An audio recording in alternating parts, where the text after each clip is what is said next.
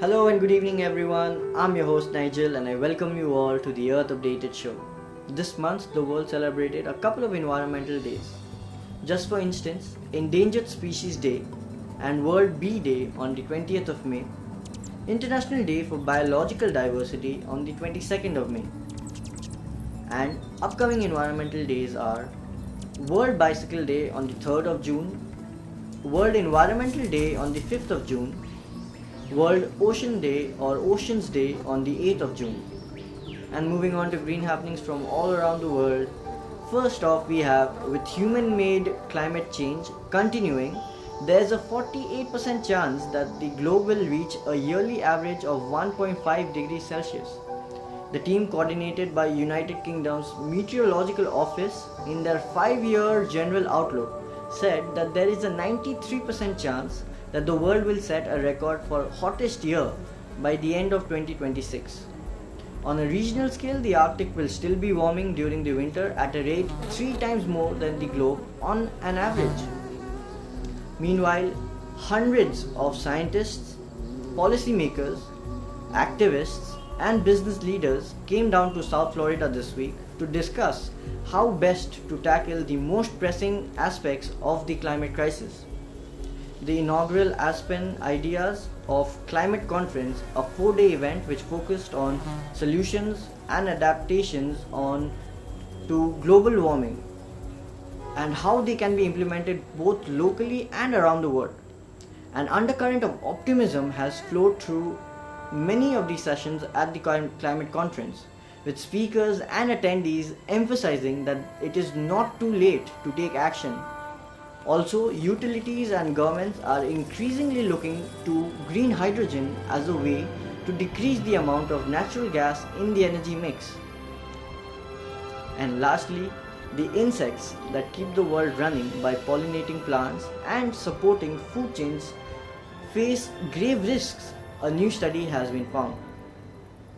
The combination of climate change and heavy agriculture is having a profound impact on the abundance and diversity of the insects, according to a new study which published on Wednesday in the journal Nature.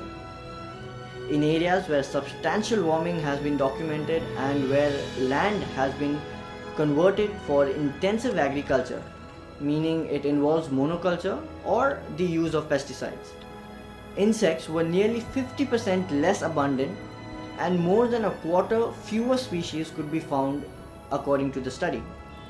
And that is all for Green News tonight, folks. Please let us welcome Mr. Bikram Mitra. Hello and good evening to our show, sir. How are you doing this evening? I'm fine. So, sir, I just came back from an organic market. Oh, okay. In our locality. We're organizing it. That's great to hear. I come back 1 hour back. I come back just. Okay. I'm ready for you. It's great to have you, sir. It's great to have you. So, sir, my first question to you would be, what is Earthcraft all about? Earthcraft is a social enterprise, you can tell. Okay. So, it started in 2010-11 as an organization. Then we are talking about how to replace mostly plastic kind of things and to introduce eco-friendly products in the market. Yes. So at that time I first started with handmade paper and all this. And in 2011-12 we got a project from NABARD on water hybrids. Okay. It is under Rural Innovation Fund. They have a Rural Innovation Fund structure. So we got that and we trained 25 women self-help group in a North 24 Parkura.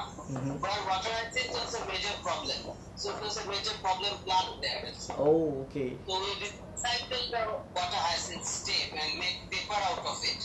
And from the paper we made handicrafts. Yes. So that is the first project we done with NABARD. Okay.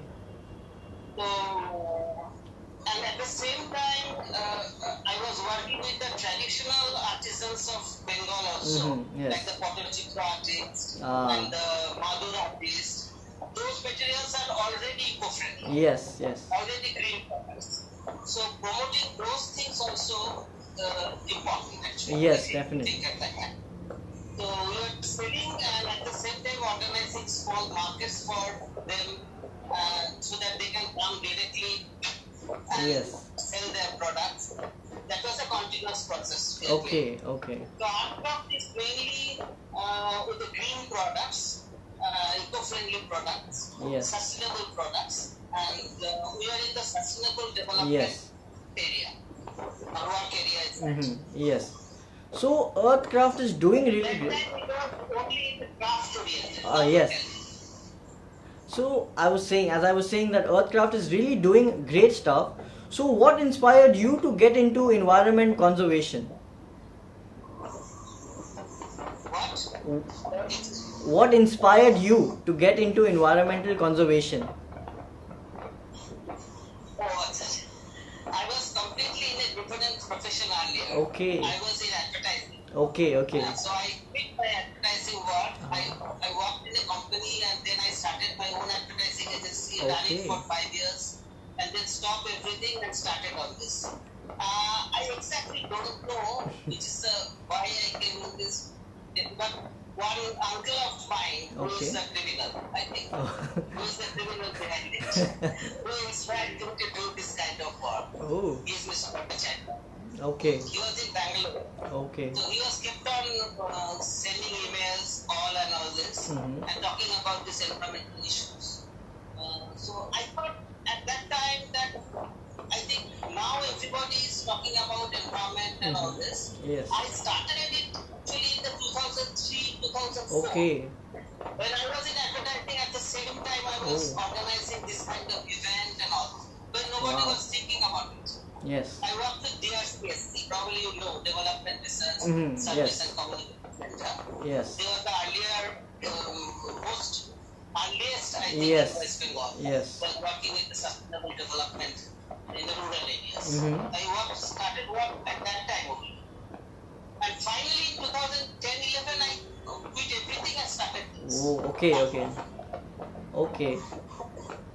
So we know that environmentally friendly products or eco-friendly items are the future.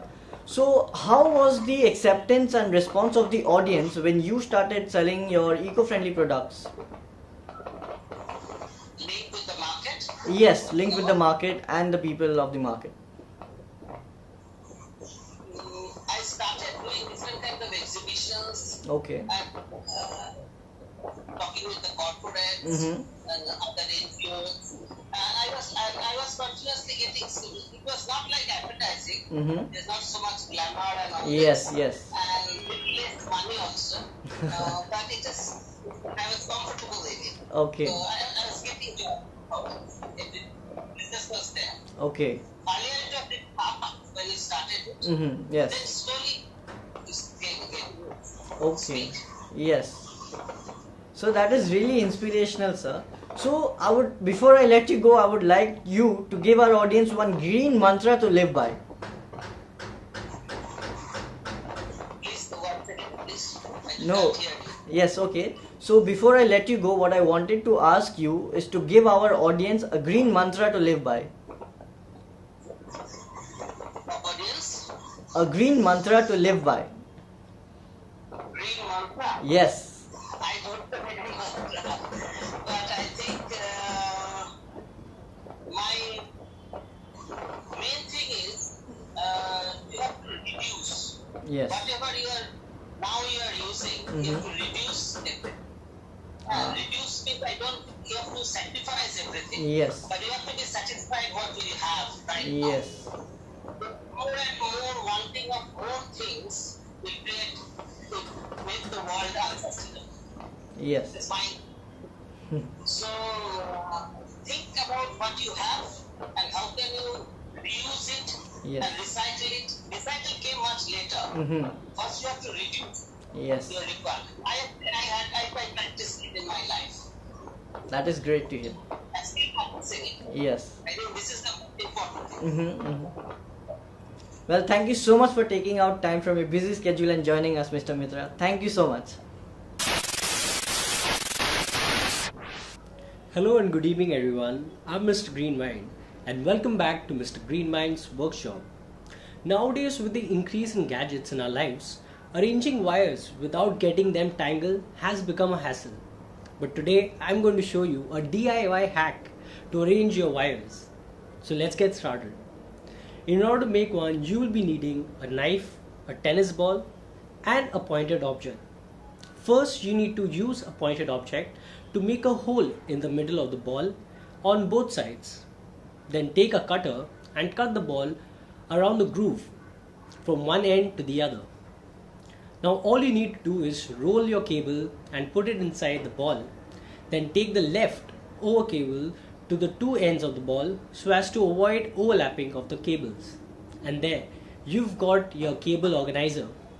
And if you happen to follow our steps and make a DIY cable organizer on your own, then do share with us via email, WhatsApp or Facebook. Until then, Green Mind signing off.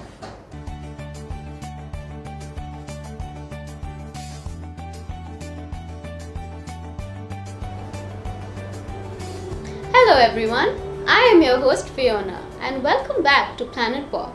Our callers are already online, so let's get right to it. Hi, Can I have your name please? I'm Srijani Chakraborty. Hi Srijani, are you ready for your questions? Oh yes, Okay, ask away. your first question. When is World Environment Day celebrated? Your options are 24th April, 5th June, 22nd August or 5th November. It's 5th June. That is 5th correct. June. Right. Okay. Your next question. What is the Okay. theme for World Environment Day this year? Your options are groundwater, marine pollution, soil pollution, or natural disaster awareness. I'm not too sure about the answer. I think it's groundwater. That is also correct. Thank you so much for calling in. Thank you for having me. Hello. Hi. Can I have your name please? Yes, my name is Pratna Sarkar and I'm in class 3. Oh, hi Prarthana. Are you ready for your questions? Okay. Okay, your first question. What is the name of the cyclone that was supposed to hit West Bengal? Your options are Amphan, Yas, Ayu or Asani.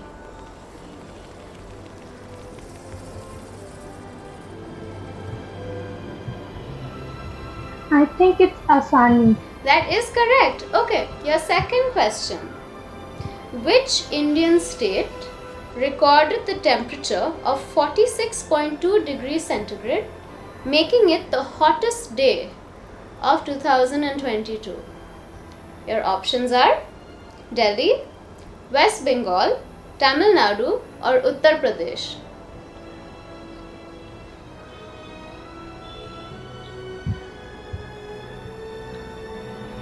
I think it's UP, Uttar Pradesh. That is also correct. Thank you so much for calling in.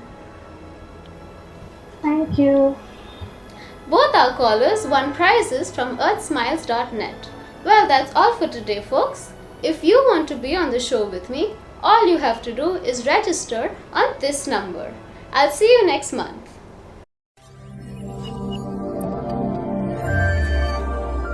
Hello and good evening everyone. We are your hosts Michael and Ritvik. And we welcome you to Earth Minute.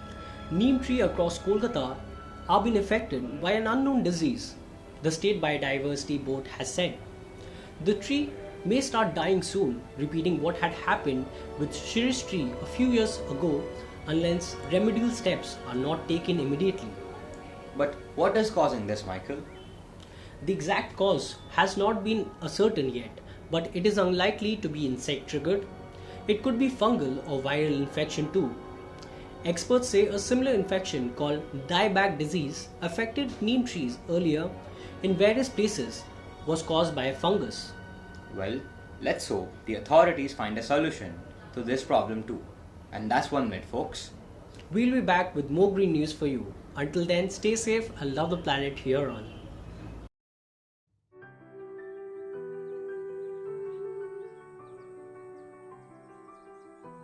And that is all for this edition of the Earth Updated Show, folks. We will be back with more green news and quizzes for you, along with interesting green gizmos that will make your life easier and greener. Until then, stay safe and love the planet you're on.